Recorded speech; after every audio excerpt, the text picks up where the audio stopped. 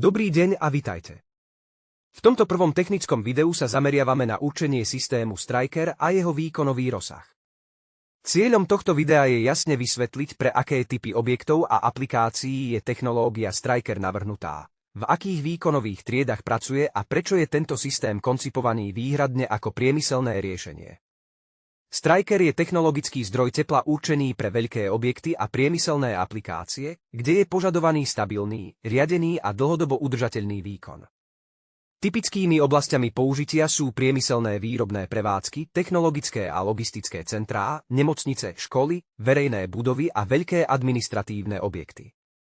Spoločným znakom týchto aplikácií je trvalá alebo dlhodobá potreba tepla, často v režime nepretržitej prevádzky, kde sú kladené vysoké nároky na spoľahlivosť, stabilitu a predvídateľnosť systému.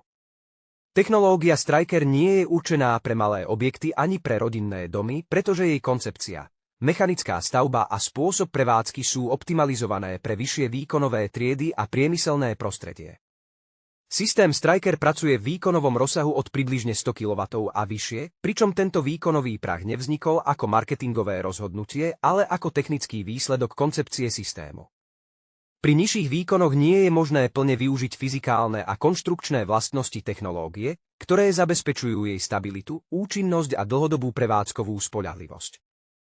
Pri výkonoch nad touto hranicou systém pracuje v stabilnom prevádzkovom režime, umožňuje presné riadenie výkonu a je vhodný pre modulárne a škálovateľné riešenia podľa potrieb konkrétneho objektu.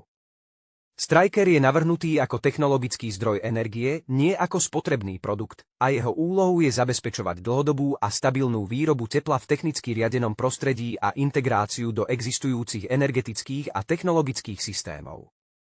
Týmto základným zaradením systému vytvárame rámec pre pochopenie všetkých ďalších technických vlastností technológie Striker. V ďalšom technickom videu sa budeme venovať fyzikálnemu princípu technológie Striker a vysvetlíme, na akom fyzikálnom jave systém pracuje a ako je tento jav technicky riadený. Ďakujeme za vašu pozornosť.